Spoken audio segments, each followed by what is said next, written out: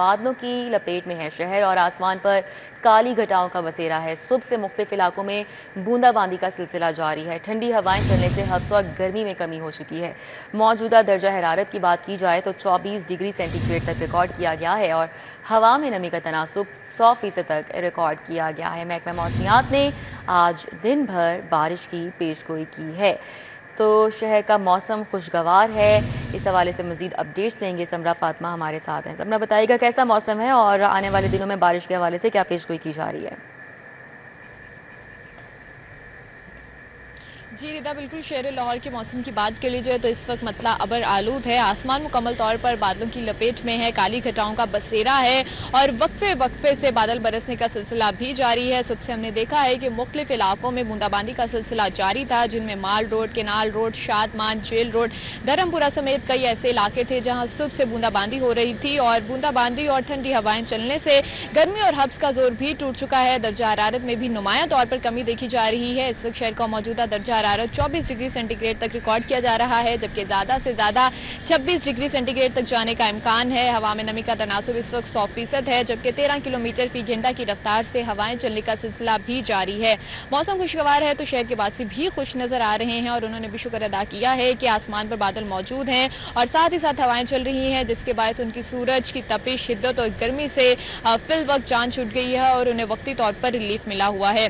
महकमा मौसमियात की जानिब से यही कहा जा रहा है कि आज दिन भर मतला अबर आलूद रहेगा। वक्फे वक्फे से बारिश भी होगी, कभी बूंदाबांदी होगी, कभी हल्की बारिश होगी तो कभी तेज बारिश की पेशनगोई की जा रही है, क्योंकि आज शहर लाहौर में 40 से 80% तक बारिश के इम्कानात मौजूद हैं और मानसून बारिशों का ये जो सिलसिला है वो 28 अगस्त तक जारी रहेगा। और इसी के साथ साथ ये भी कहा जा रहा है कि मानसून बारिशें हैं, शहरी मौसम की रंगीनियों और अनाइयों से जरूर लुत्फानंदोज हों, लेकिन साथ ही साथ एहतियाती तदाबीर पर अमल दरामद करना ना भूलें, क्योंकि शहर लाहौर समेत पंजाब के दीगर अजला में भी बारिशें हैं, तो ऐसे में दरियाओं के बहाव में इजाफे का भी खदशा है, नदी नालों में तुगयानी का खदशा है, मखदूश इमारतों को नुकसान पहुंचने का खदशा है और शहरियों से खासकर ये अपील की जा रही है कि वो नशेबी इलाकों में जाने से गुरेज करें बारिश के दौरान, और बारिश के दौरान जो है वो सफ़र एहतियात से करें, लेकिन गैर ज़रूरी सफ़र जो है वो बिल्कुल भी ना करें। और इसी के साथ साथ उनसे यही कहा जा रहा है कि वो एहतियाती तदाबीर पर हर सूरत अमल दरामद को यकीनी बनाए ताकि किसी भी किस्म की परेशानी और हादसे से वो बचे रह सकें। जी ठीक है, बहुत शुक्रिया समरा। आपको बताएं कि दरियाओं में दरमियाने और ऊंचे दर्जे के सैलाब का खदशा है। तर्जुमान PDMA का बताना है कि दरियाए रावी और मुलिका नदी नालों में तुगयानी की सूरत हाल है। दरियाए रावी में जस्टर के मुकाम पर पानी का बहाव 53,000 क्यूसिक है। दरियाए रावी में निचले दर्जे का सैलाब है। शाहदरा में पानी का बहाव 18,000 क्यूसिक है और बल्लोकी में 41,000 और हेड सदनाई में पानी का बहाव 33,000 क्यूसिक है। नाला एक बई और बनस्तर में निचले दर्जे की सैलाबी सूरत हाल है। दरियाओं के पाट में मौजूद शहरी फौरी महफूज मुकामात पर मुंतकिल हो जाएं, ये हिदायत जारी की जा रही हैं DG PDMA की जानिब से। मजीद उनका कहना है कि पंजाब हुकूमत ने मुतासिरा इलाकों में फ्लड रिलीफ कैंप्स कायम कर दिए हैं, जबकि फ्लड रिलीफ कैंप्स में तमाम तर बुनियादी सहूलियात और अद्वियात भी फराहम की जा रही हैं। शहरियों को आइंदा हफ्ते कचरा उठाने के बिल भेजे जाएंगे। इब्तिदा में पॉश इलाकों कमर्शियल मार्केट से फी मरले के हिसाब से बिल लिए जाएंगे। 9 टाउन्स में मरहलावार सैनिटेशन बिल भेजे जाएंगे। शहर में 5 ता 40 मरला इमारत को 300 से 5,000 रुपए का बिल मिलेगा। देहात में इस रकबे की इमारत का बिल 200 से 400 रुपए होगा। ऑपरेशनल फील्ड सुपरवाइजर के जरिए शहरियों को बिल भेजे जाएंगे। सैनिटेशन बिलों की प्रिंटिंग जारी है और आइंदा हफ्ते से शहरियों को ये बिल भेजे जाएंगे, जबकि शहरी बैंक और ऑनलाइन कैश एप्लीकेशन से भी बिल अदा कर सकते हैं। LWMC का ये कहना है। ताहिर खान हमारे साथ है, उनसे बात कर लेते हैं। जी ताहिर। जी बिल्कुल, शहरियों को अब कूड़े करकट के मद में भी बिल आया करेंगे और सिलसिले में LWMC यानी लाहौर वेस्ट मैनेजमेंट कंपनी की जानिब से बिलों की प्रिंटिंग का जो अमल है वो भी शुरू हो चुका हुआ है। फील्ड स्टाफ जो होगा LWMC का वो शहरियों को बिल डिलीवर किया करेगा और इब्तदाई तौर पर ये शहर के पोश इलाकों में और जो कमर्शियल मार्केट्स हैं वहाँ ये बिल आया करेंगे, जबकि रूरल जो एरियाज़ हैं वहाँ बिल कम होगा। जो कम अज़ कम बिल होगा वो फी मरले के हिसाब से ये बिल आया करेंगे और कम अज़ कम अर्बन एरियाज़ में ये 300 से 5,000 तक होगा मैक्सिमम, और अर्बन एरियाज़ में इसी रकबे का बिल 200 से लेकर 400 रुपये तक होगा। बाद में इसका दायरा कार शहर के तमाम 9 टाउन्स तक वसी कर दिया जाएगा। इस सिलसिले में LWMC का ये कहना है कि शहरी ये बिल रिसीव होने के बाद दीगर बिलों की तर्ज पर ये बैंक में या ऑनलाइन एप्लीकेशन के ज़रिए जमा करवा सकेंगे और पंजाब काबीना काबीना की मंजूरी के बाद शहरियों को कूड़े करकट के मद में जो बिल भेजने का ये फैसला किया। आइंदा हफ्ते से ये नाफिज। ठीक है, बहुत शुक्रिया ताहिर। शहर में ट्रैफिक के लिए गेम चेंजर मंसूबा एलिवेटेड एक्सप्रेसवे के फाइनेंशियल मॉडल पर तजावीज़ का जायजा लिया जाएगा। लैंड एक्विजिशन बढ़ने, मौजूदा रेट्स लागू और दीगर सामान में नए रेट्स का इतलाक होगा। नए रेट्स और लैंड एक्विजिशन के तखमीने से मंसूबा 130 अरब पर पहुंच जाएगा। हुकूमत कॉन्ट्रैक्टर कंपनी FWO को खातिर ख्वाह रिलीफ देने का इरादा रखती है। 7% फंडिंग पंजाब हुकूमत, जबकि 30% बैंक ऑफ पंजाब से कर्ज लिया जाएगा। इस हवाले से तजवीज़ दी गई है। मजीद क्या तजावीज़ हैं इस मंसूबे के हवाले से दुर्रे नायाब से जान लेते हैं। जी दुर्रे नायाब। जी बिल्कुल, एलिवेटेड एक्सप्रेसवे मंसूबा जो लाहौर की ट्रैफिक के लिए गेम चेंजर मंसूबा है, अब उसमें जो भी वजूहात हुई कि वो कब से स्टार्ट होना था, ना हो सका, लैंड एक्विजिशन कर ली गई और गुज़िश्ता 5-6 साल से इल्तवा का शिकार है। जब ये मंसूबा आगाज़ किया जाना था तो उस वक्त इसका तखमीना 24 अरब लगाया गया। उसके बाद जब इस पर काम स्टार्ट करना शुरू किया तो 50 अरब, 80 अरब, 100 अरब, और अब ये मंसूबा अगर आज के रेट के मुताबिक जो तामीराती मटीरियल का रेट है, लैंड एक्विजिशन आज के रेट के मुताबिक की जाती है, तो उससे अब इसकी जो लागत है वो 130 अरब से भी ऊपर जाने का इम्कान है। इस हवाले से मुख्तलिफ प्रपोजल्स पे बातचीत शुरू कर ली गई है और अब चंद दिनों में ही इसको फाइनलाइज कर लिया जाएगा। आज इसका प्रेपरेटरी इजलास है जो महकमा हाउसिंग में लिया जाएगा। बुध के रोज़ सेक्रेटरी हाउसिंग खुद इस पे इन पर्सन इजलास लेंगे जिसमें LDA, नेस्पाक, FW हुकाम मौजूद होंगे। उसके बाद जो हतमी फैसला इसका फाइनेंशियल मॉडल है जो इस वक्त सबसे ज़्यादा हुकूमत पंजाब के लिए मुश्किल का सबब बना हुआ है, उस पर जो डिसीजन है वो चीफ सेक्रेटरी, सेक्रेटरी ख़जाना, सेक्रेटरी हाउसिंग लेंगे। उसके बाद वो वहाँ से रीपे करेंगे, इस पर डिसीजन होंगे और ये फाइनेंशियल मॉडल जो है हतमी तौर पर डिसाइड हो जाएगा। लेकिन बात की जाए तो आज के मटीरियल, सीमेंट, सरिया, बजरी, इनके रेट लगा लें और उस वक्त के रेट लगा लें तो ज़मीन आसमान का फ़र्क पड़ चुका है। और बाकी जो इस एलिवेटेड के इनर आउटर पॉइंट पर लैंड एक्विजिशन है, लागत में अब बेपनाह इजाफा हो चुका है। ठीक है, बहुत शुक्रिया। दुर्रे नायाब हमारे साथ ही आगाह कर रहे थे। अभी आपको बताएं, पार्किंग प्लाजों और विरसा बहाली मंसूबे के लिए पंजाब हुकूमत को शदीद माली बहरान का सामना है।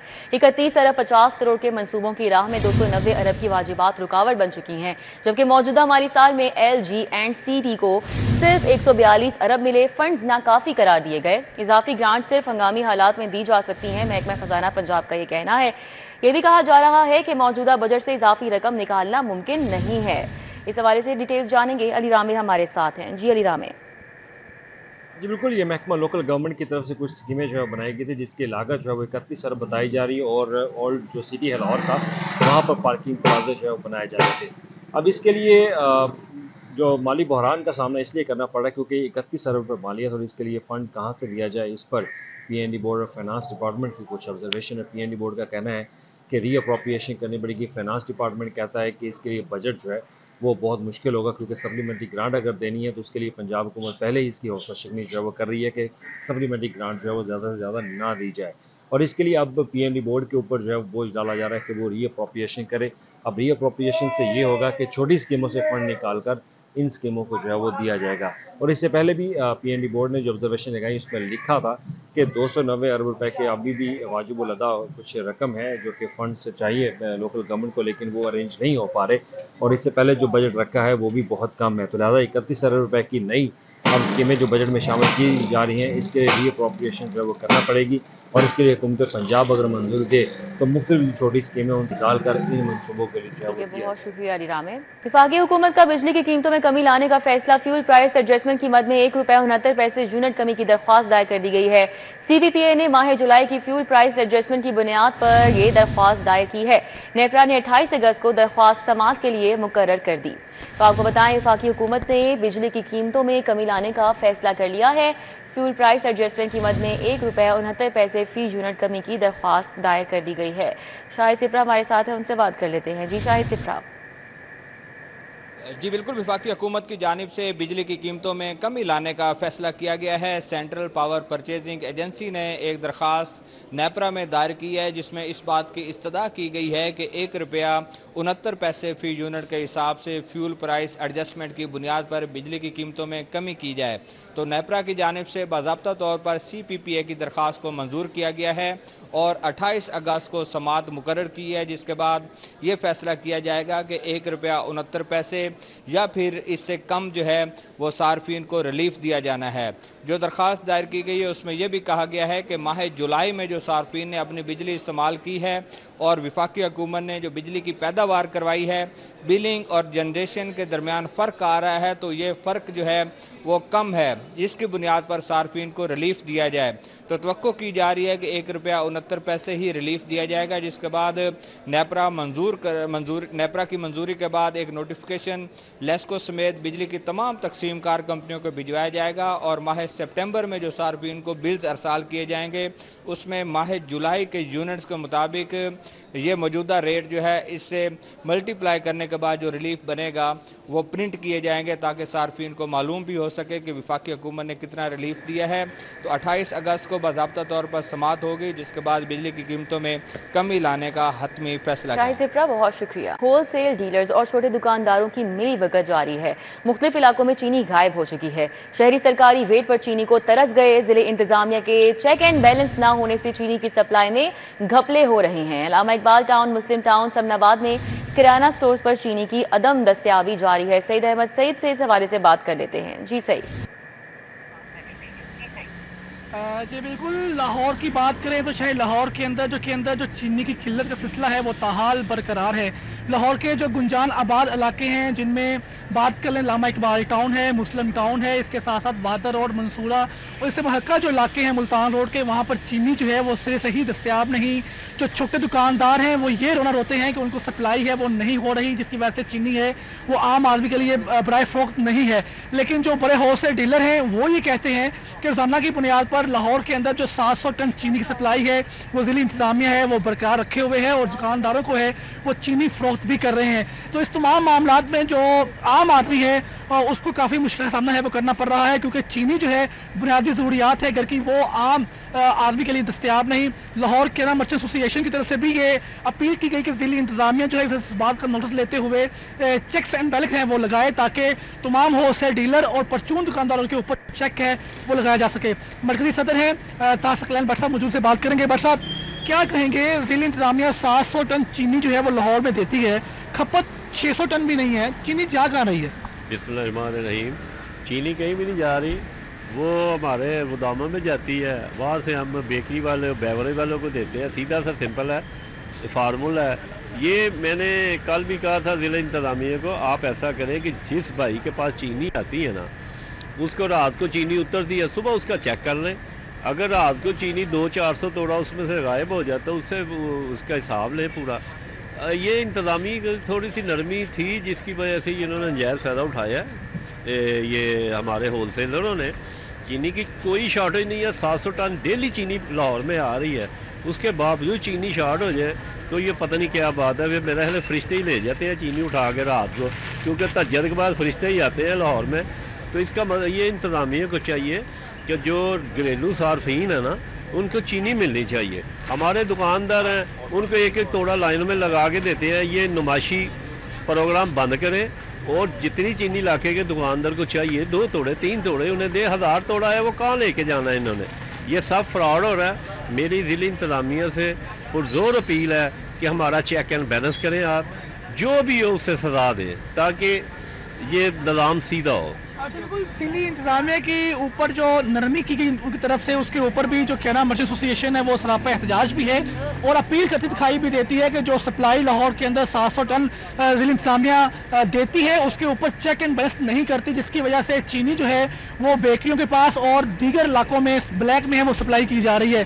तो जिसका आम मुमियाजा है वो आम आदमी है वो भुगत रहा है। और जो चीनी 175 रुपये फ़ी किलो के हिसाब से सरकारी रेट निकाला गया था ज़िली इंतज़ामिया की तरफ से, उसके ऊपर चीनी है वो आम आदमी के लिए दस्तयाब नहीं। और लाहौर के बेशतर ऐसे इलाके हैं, छोटे बड़ी मार्केटें हैं, दुकानदार हैं जहां पर चीनी की सप्लाई नहीं, या तो सप्लाई होती है तो दुकानदार उसको महंगे दामों है वो फरोख्त करता है। तो आवाम है वो भी सरापा एहतजाज है, दुकानदार है वो भी सरापा एहतजाज है और होलसेल डीलर हैं वो भी अपनी मन बातें हैं वो बतलाते हैं। फिलहाल जो मामला है वो इस वक्त ज़िली इंतज़ामिया की चेक इसके ऊपर आकर अटका हुआ है कि ज़िली इंतज़ामिया जो है वो छापे भी मारे और उन होलसेल डीलर को जहां पर रोजाना की बुनियाद पर। बहुत शुक्रिया सईद। सरकारी कॉलेजेस के दाखिलों को शफाफ बनाने का आज़म। महकमा हायर एजुकेशन ने सूबे भर के कॉलेजेस की मेरिट लिस्टें अपनी वेबसाइट पर अपलोड कर दी हैं। इस हवाले से आगाह कर रहे हैं इमरान यूनुस। जी इमरान।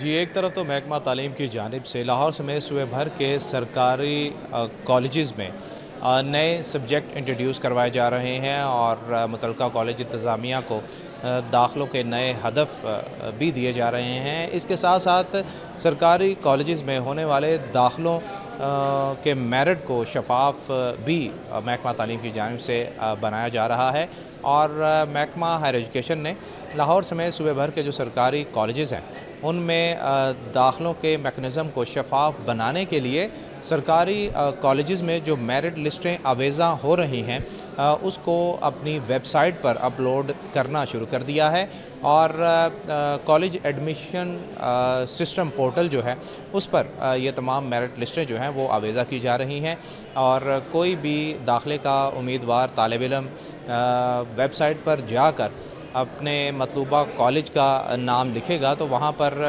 जो भी नई मेरिट लिस्ट कॉलेज में अवेज़ा होगी वो साथ ही साथ उस वेबसाइट पर भी अपलोड कर दी जाएगी और ना सिर्फ कॉलेज के दाखिलों का मेरिट उम्मीदवार देख सकेगा बल्कि वो अपना मेरिट भी उस वेबसाइट पर देख सकेगा मेरिट के हवाले से। इसलिए तमाम तर जो मेरिट लिस्टें हैं यूनस, बहुत शुक्रिया। अब गाड़ी और मोटरसाइकिल की बैरून मुल्क बैठकर खरीदो फरोख्त की जा सकेगी। डीजी एक्साइज का ओवरसीज़ को गाड़ी की रजिस्ट्रेशन और ट्रांसफ़र की सहूलत देने का फैसला। इस हवाले से बात करेंगे, अली साही हमारे साथ हैं। जी अली साही, क्या डिटेल्स हैं? बिल्कुल, महकमा एक्साइज की जानब से 3 साल कबल गाड़ियों की रजिस्ट्रेशन व ट्रांसफ़र पर बायोमेट्रिक का निज़ाम लागू किया था, जिसमें किसी भी गाड़ी या मोटरसाइकिल को रजिस्टर करवाना होता है या ट्रांसफ़र करवाना होता है उस पर ख़रीदार और फ़रोख्त करिंदा दोनों की बायोमेट्रिक चाहिए होती थी, जिसमें शहरी मुल्क भर में किसी भी नादरा के सहूलत मरकज़ या नादरा के दफ्तर से जाके बायोमेट्रिक करवा सकते हैं। उनको एक्साइज के दफातर आने की ज़रूरत नहीं थी। इसमें सबसे जो ज़्यादा मुश्किल पेश आ रही थी ओवरसीज़ पाकिस्तानियों को आ रही थी कि वो अपनी गाड़ी फ़रोख्त करते थे या वो नई गाड़ी ख़रीदते हैं तो उसके लिए उनको मुतलका मुल्क से पाकिस्तान की एम्बेसी से एक पावर ऑफ अटार्नी जारी करना पड़ती थी और एक लंबा प्रोसेस था जिसकी वजह से हज़ारों गाड़ियाँ ओपन लेटर पर चल रही थी। तो इस चीज़ को मद्देनज़र रखते हुए डीजी एक्साइज की जानब से ओवरसीज़ पाकिस्तानियों को सहूलत देने का फ़ैसला किया गया है और महकमा नादरा को मरासला भिजवाया गया है कि जो बायोमेट्रिक की सहूलत है वो पाक आईडी पर दी जाए ताकि बैरून मुल्क बैठे